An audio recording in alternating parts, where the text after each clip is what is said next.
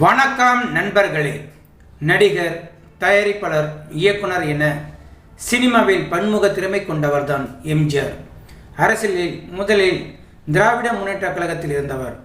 கடவுள் மறுப்பு கொள்கை கொண்ட இந்த கட்சியில் இருந்து கொண்டு மூகாம்பிகை கோயிலுக்கு செல்வது, மருதமலை கோயிலுக்கு சென்றது என எம்ஜிஆர் கட்சியில் சில சலசலப்புகளை சந்தித்திருந்தாலும் படப்பிடிப்பில் சக நடிகையின் மூலம் ஒரு சம்பவத்தை எதிர்கொண்டுள்ளாராம். நாடக நடிகராக இருந்து 1936 வெளியான சதி லீலாவதி என்ற படத்தின் மூலம் துணை நடிகராக சினிமாவில் அறிமுகமானவர் தான் எம்ஜிஆர். அதன் பிறகு தொடர்ந்து பல படங்களில் துணை நடிகர், இரண்டாவது நாயகன் என நடித்து வந்த எம்ஜிஆர் 10 ஆண்டு இடைவெளிக்கு பிறகு 1947 தமிழ் சினிமாவில் நாயகனாக அறிமுகமானவர். முதல் படத்தில் இவருடன் நடிக்க முடியாது என்று சில நடிகைகள் மறுத்த சம்பவம் உள்ளதாம். தொடர்ந்து பல தடைகளை கடந்து தமிழ் சினிமாவில் ஒரு ஹீரோவாக தன்னை நிலைநிறுத்தி கொண்ட எம்ஜிஆர் இயக்குனராகவும் தயாரிப்பாளராகவும் தனக்கென தனி முத்திரையை பதித்துள்ளார். முதல் படமாக எம்ஜிஆர் இயக்கி தயாரித்த நாடோடி மன்னன் படம் அவருக்கு பெரிய வெற்றியை கொடுத்த நிலையில் அடுத்தடுத்து பல வெற்றிகளை கொடுத்த எம்ஜிஆர் தனது படங்கள் தொடர்பான முடிவை தானே எடுக்கும் நிலைக்கு உயர்ந்தார்.